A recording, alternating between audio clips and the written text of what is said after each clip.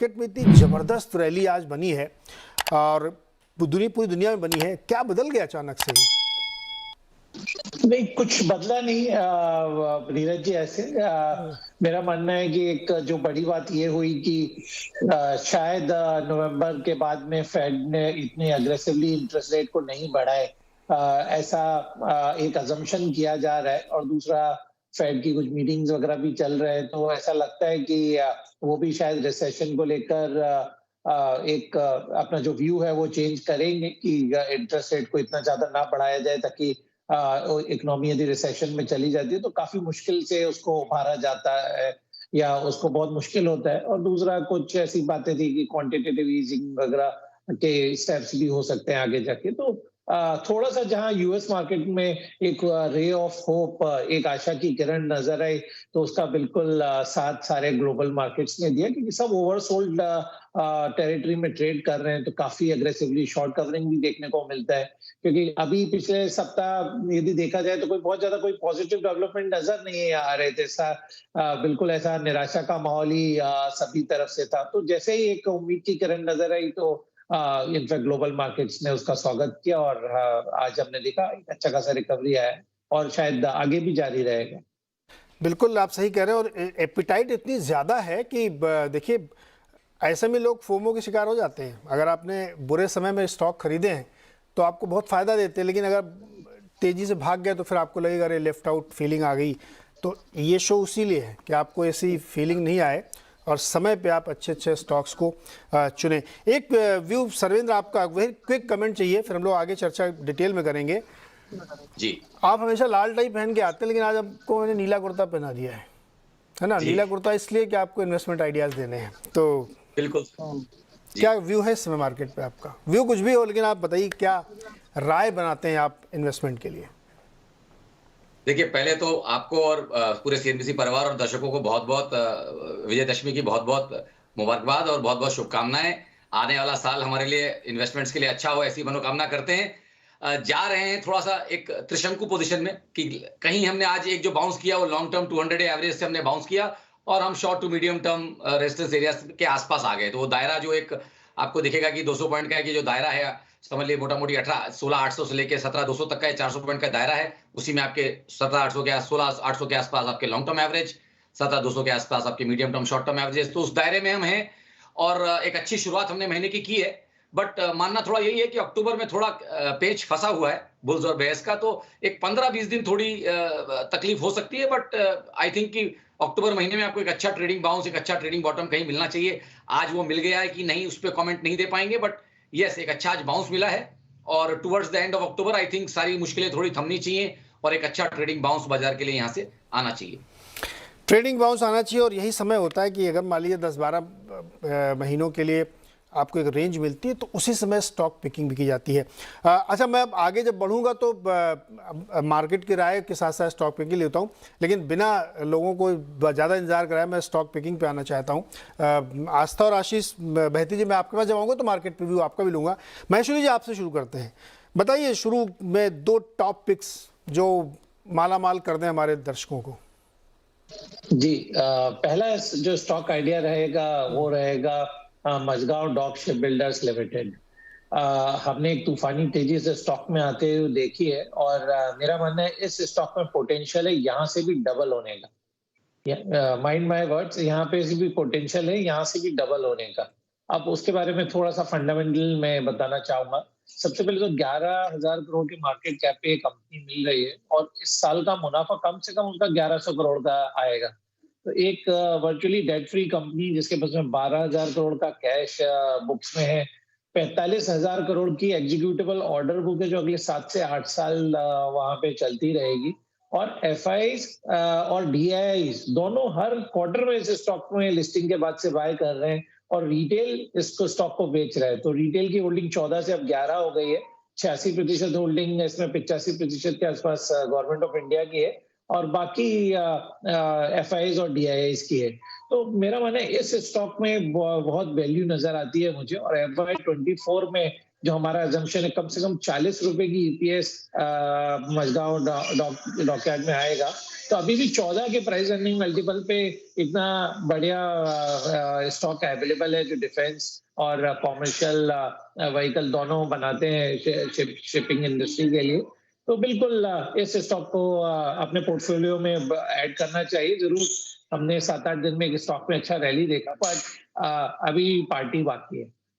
अभी पार्टी बाकी है और महेश जी कह रहे हैं कि यहाँ से भी दुगना हो सकता है ये स्टॉक। इस तरीके के स्ट्रॉन्ग बैलेंस शीट है और फंडामेंटल्स हैं तो रखना चाहिए। अच्छा, बड़ा फ्लेवर में भी आजकल महेश्वरी जी ये सब जो डिफेंस से रिलेटेड और शिपिंग से रिलेटेड, डॉकयार्ड से रिलेटेड स्टॉक्स हैं। तो महेश्वरी जी की पहली पसंद मझगांव डॉक। दूसरा स्टॉक महेश्वरी जी? जी, दूसरा स्टॉक रहेगा बैंकिंग सेक्टर से। मेरा मानना है इस लेवल पे आईडीएफसी फर्स्ट बैंक को बिल्कुल अपने पोर्टफोलियो में जगह देना चाहिए। 53 रुपीज के आसपास ये स्टॉक है और 3 साल यदि स्टॉक को होल्ड करेंगे तो मेरा मानना है ये भी 3 डिजिट में मिलेगा स्टॉक। तो बिल्कुल इसके पीछे अब अगेन रैशनल मैं बताना चाहूंगा।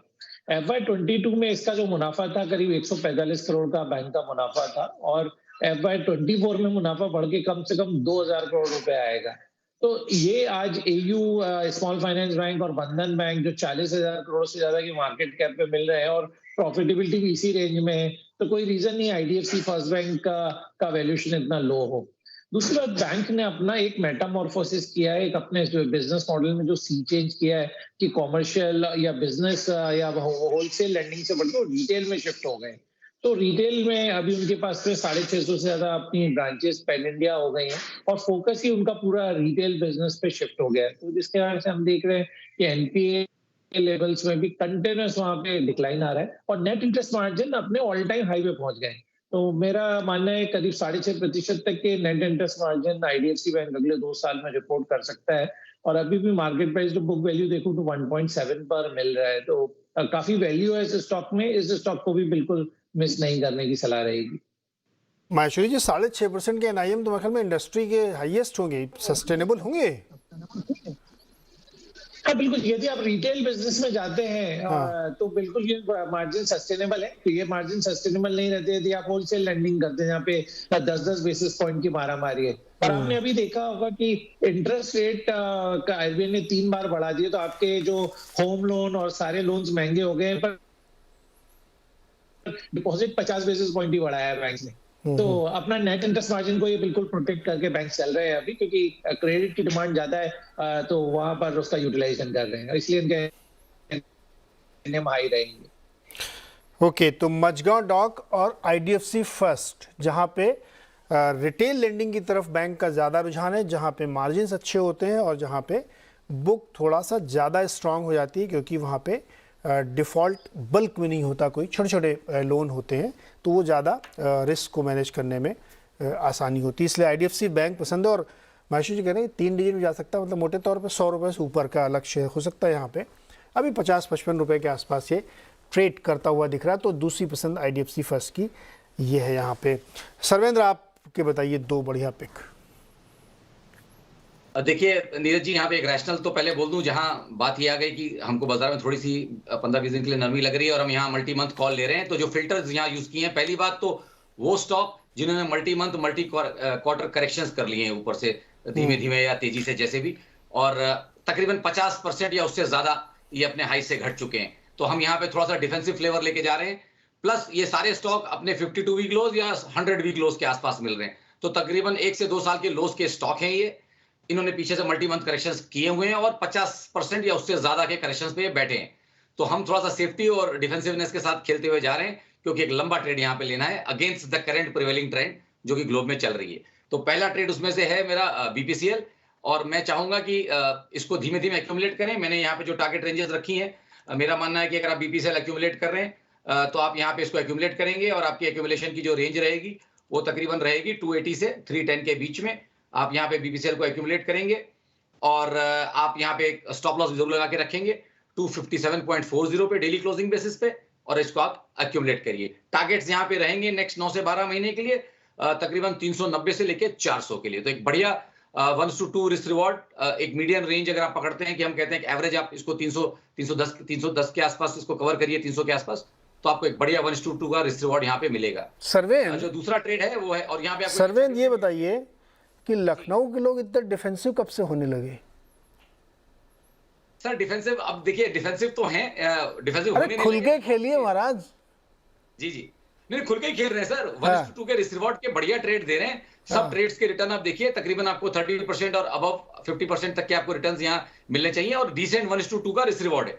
एज अ टेक्निकल एनालिस्ट हम कोशिश कर रहे हैं कि इस करंट रेंज में से जो बेस्ट हमको लग रहा है वो हम निकाल के लाएं, और 9-12 महीने तक सेफली आप खेलें। हम ये भी चाहते हैं कि आपका स्टॉप लॉस भी नहीं हिट हो, तो आउट परफॉर्मेंस कहीं पनिश हो सकती है, इसलिए हम थोड़ा सा सेफ्टी को ढूंढ के, जहां पे अच्छे करेक्शंस पूरे हो चुके हैं, हमें जो लग रहा है कि इनके medium term bottom in place में है, तभी हम कॉल दे रहे हैं, नहीं तो हम वैसे कॉल नहीं देंगे। हमें लगता है कि बीपीसीएल का बॉटम 280 और 310 के बीच में बन जाएगा, इसके 70-80% प्रोबेबिलिटी है, उसके नीचे ये जाएगा नहीं, इसके लिए हम ये ट्रेड दे रहे हैं।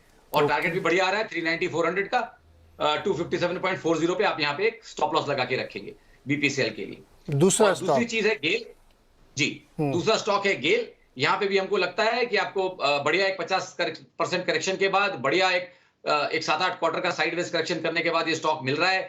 2-2.5 साल से अगर आप देखें तो बहुत ज्यादा 85 के नीचे गया नहीं है, और हमेशा वहां से सपोर्ट इसके अच्छे आते हैं, और इसकी जो रेंज है ऊपर में इसको 120 तक लेके जाती है।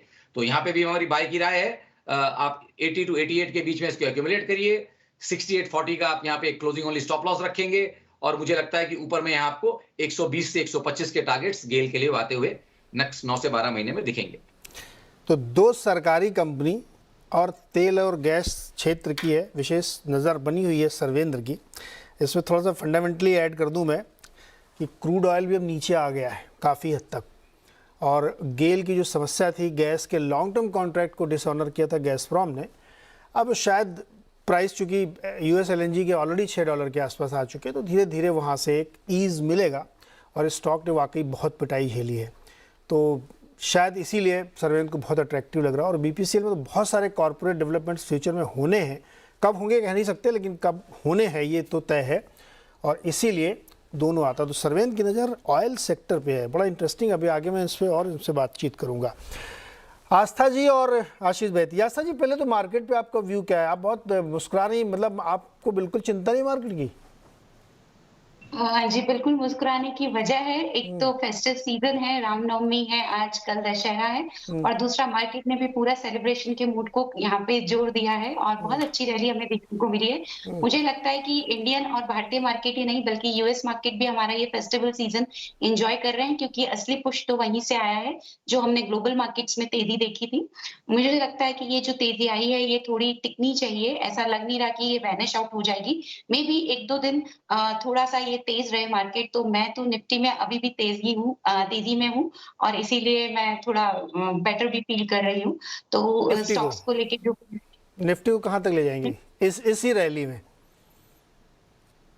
देखिए, निफ्टी मेरे हिसाब से एक बार 17,400 17,500 मैं बहुत यहाँ पे बड़े टारगेट्स तो नहीं दूंगी, क्योंकि मुझे बाहर के मार्केट्स का भी पूरा अंदाजा नहीं है कि किस तरह से न्यूज फ्लो आ रहा है, तो कभी पॉजिटिव रिएक्शन नेगेटिव रिएक्शंस होते हैं। बट मेरे हिसाब से यहाँ से 200 पॉइंट की रैली या फिर 200 से 300 पॉइंट की रैली हमें देखने को मिल सकती है। 200। अच्छा, मुझे एक बात याद है कि आपने एक बार HCL टेक्नोलॉजीज का एक स्टॉक दिया था, वो भाई वो गजब का, उसने लगातार अपने टारगेट अचीव किए थे उस दौर में, तो एक बढ़िया पिक थी। तो उसी टाइप का कुछ बढ़िया ढूंढ के लाई क्या आज आप? जी बिल्कुल, मुझे पसंद आता है ब्लू डार्ट। ब्लू डार्ट की बात करें तो बेसिकली लॉजिस्टिक सेक्टर ही अभी बहुत अच्छी तेजी में है। इस कंपनी की मार्केट लीडरशिप है, 54% ये ऑर्गेनाइज्ड एयर एक्सप्रेस सेगमेंट में ये रखता है अपनी लीडरशिप पोजीशन, और इतना बड़ा मार्केट शेयर ये रखता है। दूसरी तरफ देखा जाए तो जो इसका ई कॉमर्स वर्टिकल है वो भी काफी बढ़िया ग्रोथ कंपनी को दे रहा है, और हम सब जानते हैं नीरज जी, जिस तरह से आजकल सभी चीजें ऑनलाइन ऑर्डर हो रही है, मैं ग्रोसरीज की बात करूं या फिर कंज्यूमर ड्यूरेबल की, तो बहुत बढ़िया यहाँ पे डिमांड हमें देखने को मिल रही है। कंपनी को फायदा होता हुआ नजर आएगा बिल्कुल। और ये जो ई कॉमर्स सेगमेंट है, इसमें ये माना जा रहा है कि ये 20 से 23% की CAGR से ग्रो करेगा। तो आने वाले कुछ सालों में, यानी कि FY25 तक की मैं बात करूं, तो कंपनी को बढ़िया यहाँ पे एक पुश मिलेगा इस सेगमेंट की वजह से। दूसरी तरफ इस कंपनी की एक बात और अच्छी है कि ये कंपनी यहाँ पे लगातार प्राइस हाइक लेती जा रही है, उसकी वजह से भी इनके वॉल्यूम्स मेंटेन है। और एक चीज जो आपने देखी होगी कि FY22 में जब क्रूड ऑयल प्राइसेस इतनी ज्यादा हाई थी, तभी भी ये कंपनी ने अपने ग्रॉस मार्जिन यहाँ पे मेंटेन रखे थे, कोई बड़ी दिक्कत नहीं हुई थी, क्योंकि इनकी एक पॉलिसी है, इंटरनल हेजिंग मैकेनिज्म है, फ्यूल सरचार्ज मैकेनिज्म करके, जिसमें ये जो भी या तो राइज आता है या फॉल आता है एटीएफ प्राइसेस में, तो ये कस्टमर को पास ऑन करते रहते हैं। तो मुझे लगता है कि ब्लू डार्ट अभी यहाँ पे वेल प्लेस्ड है, यहाँ से और बढ़िया रैली हमें ये काउंटर दिखा सकता है। तो मैं यहाँ पे दाव लगाने की सलाह दूंगी। इनिशियल टारगेट मेरे 10,600 से 11,000 के रहेंगे, लेकिन इसके बाद के भी लेवल्स हमें देखने को मिल सकते हैं। तो ब्लू डार्ट को मैं खरीदने की सलाह देती हूँ। ब्लू डार्ट, अच्छा एक सवाल है मेरे मन में। अभी कुछ दिन पहले फेडरल एक्सप्रेस ने एक बड़ी वार्निंग सी दी। उसने बताया कि भाई समस्याएं हैं, चिंता है, अमेरिका की एजेंसी को उन्होंने बताया, तो उसकी वजह से उस दिन लोगों का बड़ा मूड ख़राब था। लेकिन अभी आप जो ब्लू डार्ट की कहानी सुना रहे हैं कि इन्होंने इंटरनली अपना एक ऐसा मैकेनिज्म बना रखा है कि दुनिया किधर जाए हमको कोई फ़र्क नहीं पड़ता, हम तो सीधे आपके पास बढ़ा देंगे और पैसा वसूल लेंगे। तो वो खबर आपने भी पढ़ी होगी, कोई असर उसका? मुझे नहीं लगता है, बिल्कुल भी नहीं। और मैं यहाँ आसपास जो देख रही हूँ रियलिस्टिक, इनफैक्ट मैं खुद बहुत ज्यादा ऑनलाइन ऑर्डर कर रही हूँ, तो मुझे लगता है कि ये जो डिमांड आ रही है ना, और मैं सिर्फ यहाँ पे इंडिया की बात कर रही हूँ, बहुत सॉलिड डिमांड है। आप अपने आसपास देख के ही आइडिया लगा सकते हैं कि स्टॉक्स कहाँ जाने वाले हैं। तो मुझे इंडिया के पर्सपेक्टिव से तो कोई चिंता नहीं है। एटलीस्ट ये जो 3 महीने हैं, क्योंकि शादी ब्याह का भी सीजन है प्लस फेस्टिव सीजन है, डिमांड यहाँ पे बढ़िया रहने ही वाली है। मुझे कोई दिक्कत लगती नहीं है। कोई दिक्कत नहीं लगती ब्लू डार्ट में। और उन्होंने डिस्क्लोजर भी दे दिया कि वो खुद भी बहुत ज़्यादा ऑनलाइन शॉपिंग करती हैं, बहुत सारे सामान मंगाती है, तो ये चैनल चेक भी साथ के साथ है। दूसरा स्टॉक आस्था जी कौन सा आपका? दूसरा भी शॉपिंग रिलेटेड स्टॉक ही है, ट्रेंट लिमिटेड। वो भी मुझे काफी ज्यादा पसंद आता है। तो अभी क्योंकि सीजन ही कुछ ऐसा है, तो शायद उसी के फ्लेवर में मैं यहाँ स्टॉक्स भी दे रही हूँ। ट्रेंड की बात करें तो सबसे बड़ी इंपॉर्टेंट चीज नीरज जी, अगर फाइनेंशियल परफॉर्मेंस अच्छी है तो स्टॉक चलता है। और फाइनेंशियल परफॉर्मेंस के तौर पे अगर देखा जाए तो कंपनी एक तरह से टर्न अराउंड यहाँ पे इन्होंने अपनी स्टोरी रखी है, क्योंकि लास्ट ईयर के सेम क्वार्टर और लास्ट क्वार्टर्स में लॉसेस थे, और जो गया क्वार्टर है Q1 ऑफ FY23 वहां पे प्रॉफिट पोस्ट किए हैं। तो अपने आप में बढ़िया एक स्ट्रेंथ ये दर्शाता है। दूसरी तरफ इसके जो 2 स्टोर्स हैं, देखिए जाए तो वेस्ट साइड और ज़ूडियो दोनों ही बहुत बढ़िया परफॉर्म कर रहे हैं। इनफैक्ट ज़ूडियो की अगर मैं बात करूं तो वो लोअर प्राइस पॉइंट स्टोर है, आई थिंक लेस देन ₹500 तक के वैल्यू के लिए आप वहां जा सकते हैं। तो ये जो स्टोर फॉर्मेट है ये काफी सॉलिड है, और इसने यहाँ पे दुगुना रेवेन्यू किया है अपने 3 वर्षों में, और इनफैक्ट दुगने स्टोर्स भी हुए हैं ज़ूडियो के। एक और बात जो बहुत ज्यादा यहाँ पे मुझे पसंद आ रही है कि कंपटीशन को आप किस तरह से प्ले कर रहे हैं, क्योंकि कंपटीशन एक इंपॉर्टेंट रोल प्ले करता है इस तरह की इंडस्ट्री में। तो जो पेंटालून इनका कंपटीशन है, मेरे हिसाब से उसमें देखा जाए तो जो इनकी एवरेज बिल वैल्यू है वेस्ट साइड की, वो पेंटालून से 18 से 24% ज्यादा बिल वैल्यू निकल के आ रही है। और मुझे लगता है कि, और ये अभी की ही बात नहीं है, बल्कि प्री कोविड लेवल से भी इन्होंने बहुत बढ़िया यहाँ पे बिल वैल्यू दिखाई है। तो मुझे काफी ज्यादा पसंद आता है ट्रेंट लिमिटेड। थोड़ा सा धीरे चलता है, बट मुझे लगता है ये स्टॉक भी बढ़िया रिटर्न देता हुआ नजर आएगा। 1680-1700 के इनिशियल टारगेट्स के लिए मैं खरीदारी करने की सलाह देती हूँ। अरे आप कह रहे धीरे नहीं, बहुत तेज चला है, कोविड के दौरान डबल हुआ है। और ज़ूडियो में पूछने ही वाला था आपसे कि एक ज़ूडियो नाम का इनका जो स्टोर है, अच्छा ज़ारा की बैलेंस शीट भी इसमें शामिल है क्या? जी नहीं, ज़ारा का मैं एक्चुअली अगर मैं बोलूँ तो मुझे इतना ज्यादा आइडिया नहीं है कि कितना क्या है, बट ज़ूडियो और इसके लिए मैं श्योर हूँ वेस्ट साइड के लिए कि काफी है। करेक्ट जी बिल्कुल। तो वेस्ट साइड एक बहुत ही प्रोमिनेंट स्टोर है और बहुत ही चर्चित रहता है, लड़कियों के बीच में बहुत लोकप्रिय। वहाँ पे अब मैं कभी एक बार गया तो 3 फ्लोर में था, 2 फ्लोर से उन्हीं के लिए डेडिकेटेड थे, तो हम लौट आए, हमको हमारे लिए कुछ था ही नहीं वहाँ पे।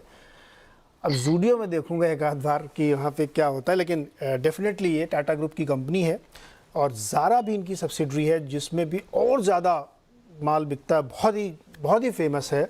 तो ज़ारा के तमाम स्टोर्स आपने देखे होंगे। ये मुझे भी नहीं पूरा आइडिया कि कितनी बैलेंस शीट में किस तरीके से शेयरिंग है इनकी।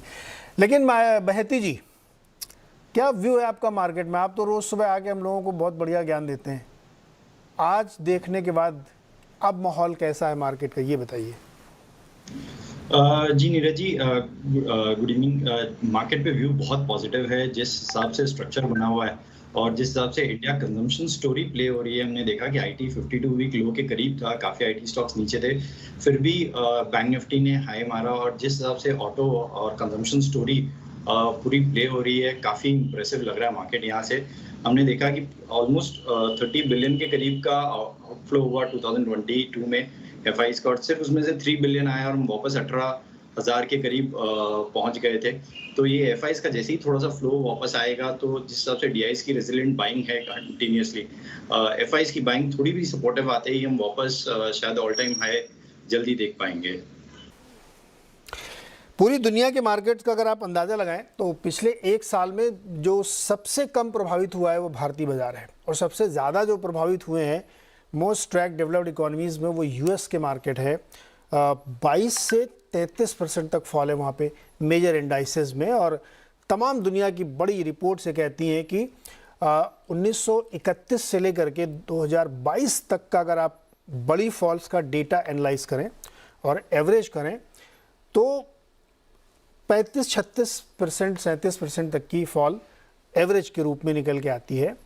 और अक्टूबर के महीने से दिसंबर के महीने का जो क्वार्टर होता है उसमें 73 टाइम्स आउट ऑफ 100 मार्केट ने आउट परफॉर्म किया है। तो इसलिए भी शायद बहुत ज़्यादा माहौल अच्छा है यहाँ पे, क्योंकि अगर 2/3 बार इस तरीके का माहौल बने तो ये बहुत पॉजिटिव दिखता है यहाँ पे। मेहती जी, क्या स्टॉक चुन के लाएं हमारे दोस्तों के लिए? जी, पहला स्टॉक रहेगा रिलायंस इंडस्ट्रीज। पिछले 2 साल का अगर हम डेटा देखें, जब से इसमें एक अच्छी तेजी देखने मिली है कोविड के बाद से, स्टॉक जब भी 200 डेमा के नीचे स्लाइड हुआ है, एक 7-8 दिन का कंसोलिडेट करके एक अच्छा बाउंस बैक देखने मिला है। रिलायंस अभी भी 200 डेमा के नीचे स्लाइड हो चुका है और ऑलमोस्ट 8-10 दिन का कंसोलिडेशन चालू है स्टॉक में। एक राउंडिंग बॉटम बना हुआ है और 20 डेमा को अप्रोच कर रहा है। तो मुझे लगता है कि ज़रूर इस लेवल पे खरीदने की सलाह रहेगी। बहुत सारे पॉजिटिव न्यूज़ फ्लोज भी कंटिन्यूसली स्टॉक में आ रहे हैं। 5G का लॉन्च, ARPU बढ़ना, रिलायंस रिटेल और विंडफॉल टैक्स जैसे कम होने वाले न्यूज़ फ्लोज के कारण भी एक अच्छा अपस्विंग देखने मिल सकता है। तो 2350 के करीब का एक स्टॉप लॉस लगा और हमें लगता है कि जल्दी इसमें 2600 तक के टारगेट्स देखने मिल सकते हैं। सेकंड स्टॉक जो रहेगा वो है टाटा केमिकल्स। पूरा केमिकल सेक्टर काफ़ी अच्छा लग रहा है। पूरा चाइना प्लस यूरोप की जो थ्योरी है वो काफ़ी अच्छे से प्ले हो रही है, और जिस हिसाब से एनर्जी प्राइसेस बॉइलिंग मोड पर है यूरोप में, हमें लगता है कि टाटा केमिकल को एक अच्छा पॉजिटिव पुश मिलेगा। तो टाटा केमिकल में खरीदारी की सलाह रहेगी। 1100 के करीब का स्टॉप लॉस लगाना है, 1200 का टारगेट रखना है। 1200 जो है, जो इसका ऑल टाइम हाई भी है, वहाँ से स्टॉक ही एक ब्लू स्काई टेरिटरी में चला जाएगा। वहाँ से एक बार हमारी सलाह ये रहेगी कि एक बार चार्ट चेक जरूर करवा ले। इसके टारगेट्स वहाँ से और बड़े बनेंगे, तो एक बार जरूर उस पॉइंट पे एक बार चार्ट चेक करवा लें। ओके, टाटा केमिकल्स और रिलायंस इंडस्ट्रीज़। यहाँ पे बिल्कुल एक स्टैंडर्ड डिस्क्लोजर आपके लिए कि जो चैनल आप देख रहे हैं इसका स्वामित्व रिलायंस इंडस्ट्रीज़ का है, इसलिए कोई भी राय बनाने से पहले एक बार आप और किसी फाइनेंशियल एनालिस्ट की, जिसको भी आप पसंद करते हो, उसकी राय ज़रूर लें। ये हमारा एक डिस्क्लोजर है। लेकिन 2 टर्म आपने यूज़ किए, एक राउंडिंग बॉटम, एक ब्लू स्काई। ये मैं अब दोबारा आऊँगा तो आपसे समझूंगा ये क्या होते हैं, ये हमको भी नहीं पता क्या है। महेश्वरी जी, ये 2 स्टॉक हमने सबसे ले लिए हैं, 2 आपने बढ़िया हमको बता दिए, 2 और बताइए सर, बहुत ही धांसू वाले बताइए, अब की बात 200% रिटर्न वाले। सबसे नीरज जी, जो आप बात कर रहे थे ट्रेंड का आस्था जी से, और जारा की जो बात कर रहे थे, हाँ, तो थोड़ा सा वहां वैल्यू ऐड करूंगा। हाँ, करिए ना सर। कि जारा जो एक ब्रांड है, इसमें 49% इक्विटी ट्रेंड का, 51% इंडीटेक्स है जो स्पेनिश कंपनी है, हाँ, उनका इक्विटी है, और इस कंपनी का मार्केट कैप $70 बिलियन है। वो इतना साइजेबल कंपनी है, जबकि ट्रेंड का मार्केट कैप होगा $6 बिलियन के आसपास। तो जारा तो एक ग्लोबल ब्रांड है जिसका बेनिफिट बहुत मिला है ट्रेंड के स्टॉक को भी, क्योंकि वेस्ट साइड से ज्यादा सेल और जो ज्यादा वैल्यू एडिशन होता है वो जारा में उनको मार्जिन ज्यादा और टर्नओवर भी ज्यादा है। तो आई थॉट कि मैं एक बार शेयर कर लूं। अरे सर, बहुत महंगा माल बेचते हैं हम, तो जा ही नहीं पाते उधर। नहीं, बट लेकिन बहुत अभी तो मैंने देखा कि बहुत छोटे जो मिड साइज और बी टाउन्स में भी काफी आउटलेट्स आ गए हैं जारा के, और वहाँ पे भी वो अच्छा कर रहे हैं, और बहुत ज्यादा महंगा नहीं है नीरज जी। आई थिंक आपके लिए सर, आपके लिए तो सब कुछ सस्ता है। नहीं, सही कह रहे हैं आपकी। जारा हो, मान्यवर हो, मेट्रो ब्रांड्स हो, प्रीमियमाइजेशन हो रहा है। बहुत सारे लोग अब उस प्रोडक्ट की तरफ जा रहे हैं, और जो बहुत मास प्रोडक्ट है उससे ज़्यादा मार्जिन भी वहाँ पे मिलते हैं। जी महेश्वरी जी, 2 बढ़िया स्टॉक चाहिए सर। मैं बहुत लालची हूँ, आपने 100% वाले बताया, मैं 200% वाले चाहिए मुझे। ये जो अगला स्टॉक है मेरा, ये उसी रेंज में जब मैंने टाटा एलेक्सी आइडेंटिफाई किया था आपके चैनल पे आशीष जी के साथ एक शो में, हाँ। 3-3.5 हजार में, और 10,000 का टारगेट दिया था। ऐसे ही ये स्टॉक है जो 4,000 रुपए का है अभी, हाँ। और टारगेट उसका भी 10,000 रुपए का ही रहने वाला है। हाँ। तो बस थोड़ा सा अपने होल्डिंग कैपेसिटी चाहिए और थोड़ा सा पेशेंस रखें। बिजनेस ऑटो मोड पे चल रहा है। ये कंपनी का नाम है सोलार इंडस्ट्रीज इंडिया लिमिटेड। इस कंपनी के बारे में हम बहुत ज्यादा बात नहीं करते, बट फंडामेंटली मैं आपको बताना चाहूंगा, इस कंपनी का जो प्रीवियस ईयर का जो टर्नओवर में जो ग्रोथ देखने को मिली है, 2,500 करोड़ से इस साल 4,500 करोड़, और अगले साल में, इस साल के जब तक एंड होगा, करीब 6,500 करोड़ का कंपनी का जो टॉप लाइन है वो हो जाएगा। जो मुनाफा था वो 250 करोड़ के आसपास था, फिर 450 करोड़ इस साल में हुआ, पिछले साल हुआ, इस साल 650, और अगले साल में 1,000 करोड़ से ज्यादा मुनाफा इस कंपनी का क्रॉस हो जाएगा। अब रीजन ये है, जो एक्सप्लोसिव के दाम है उसमें करीब 75 से 80% की ग्रोथ देखने को मिली है पिछले एक साल में, और काफी शॉर्ट सप्लाई में ये एक्सप्लोसिव अभी हो गए हैं। तो ये कंपनी जो है ये मेजर एक्सपोर्ट्स के थ्रू अपना रेवेन्यू डिराइव करती है, तो वहां तो बेनिफिट है। कोल इंडिया के नंबर 1 सप्लायर है, और अभी डिफेंस और स्पेस सेक्टर में भी कंपनी ने डाइवर्सिफाई किया है। कंपनी का शेयर होल्डिंग पैटर्न देखें तो करीब 73% शेयर प्रमोटर्स के पास में है, और जो FIIs और DIIs के पास में करीब 21% होल्डिंग है। तो सिर्फ 4% की होल्डिंग यहाँ पे रिटेल निवेशकों के पास में है, और रिटेल निवेशक जैसे जैसे स्टॉक बढ़ रहा है वहां अपनी होल्डिंग कम कर रहे हैं, जबकि उनको बढ़ाना चाहिए इस स्टॉक के फंडामेंटल्स को देखते हुए। तो मेरी सलाह रहेगी कि इस छोटी इक्विटी की कंपनी, क्योंकि 18 करोड़ की सिर्फ शेयर कैपिटल है, इस स्टॉक को बिल्कुल मिस नहीं करें, और इस दशहरे से अगले दशहरे तक रखें। आपके पोर्टफोलियो में बिल्कुल रॉकेट, फुलझड़ी सब दिखाई देंगे। 1 साल का आप वेटिंग पीरियड रखें इस स्टॉक में। रॉकेट, टाटा एलेक्सी बनने का पॉइंट, रॉकेट, फुलझड़ी सब दिखेंगे, सोलार इंडस्ट्री। अच्छा महेश्वरी जी, इस तरह की जो कंपनीज होती है उसमें मोट बहुत स्ट्रांग होता है, नई एंट्री बड़ी मुश्किल होती होगी, क्योंकि जिस सेगमेंट में काम करते हैं वहाँ पे जल्दा परमिशंस, लाइसेंस या एंट्री बैरियर होता होगा, तो ये इनके लिए एक बड़ा हेज का काम करता है कि मोट बहुत तगड़ा क्रिएट हो जाता है। बिल्कुल, आज की डेट में आप लाइसेंस लेने जाएं एक्सप्लोसिव बिजनेस का, इनफैक्ट जो पटाखे वाले अपनी दुकान लगाते हैं तो कम से 20 लाइसेंस लगते हैं उनको डिफरेंट डिपार्टमेंट से। तो यहाँ पे तो आपको पूरा बिजनेस मॉडल सेट करना है। तो इसीलिए क्या है कि जो कंपनीज वहां पे ऑलरेडी है तो वो स्ट्रॉन्गर हो रही है डे बाय डे। तो बिल्कुल बहुत बड़े एंट्री बैरियर है सोलार इंडस्ट्रीज के लिए भी। एंट्री बैरियर है और स्टीडी ग्रोथ पे है, और टाटा एलेक्सी बनने की क्षमता रखता है सोलार इंडस्ट्रीज। ये हो गया तीसरा। चौथा बताइए महेश्वरी सर। ये भी ऐसा ही होना चाहिए, 4,000 से सीधे 15,000 20,000 तक जाए। अब ज्यादा लालची हो रहे हैं। ग्रीड का कोई अंत नहीं है। नहीं, आप बताइए, जो आपको अच्छा लगे वो बताइए। तो ये स्टॉक रहेगा इंडियन होटल। मेरा मानना है अभी भी ये स्टॉक 340 रुपए के आसपास बिल्कुल बाय करना चाहिए, और इस स्टॉक में पोटेंशियल है 600 से 700 रुपए जाने का भी। सबसे पहले तो बहुत सारे लोगों को मालूम नहीं होगा कि एक इंडियन मल्टीनेशनल कंपनी है जो 10 कंट्रीज में इनके होटल्स हैं। और इनफैक्ट मैं अभी US यात्रा पर भी गया था, तो मैंने देखा वहां पे न्यूयॉर्क में भी उनका होटल है, वहां मालूम पड़ा कि सैन फ्रांसिस्को में भी होटल है, और वहां जब मैंने विजिट किया तो मालूम पड़ा उनका होटल जाम्बिया तक में उनका एक प्रॉपर्टी है। तो काफी अच्छा उनके पास में बुके है। इंडियन मल्टीनेशनल कंपनी वो बन गए हैं, और बड़ा एक सी चेंज हुआ है कि जो 6,500 करोड़ के आसपास का उनका डेट था वो कम हो के अगले 2 साल में करीब 1,000 करोड़ रह जाने वाला है।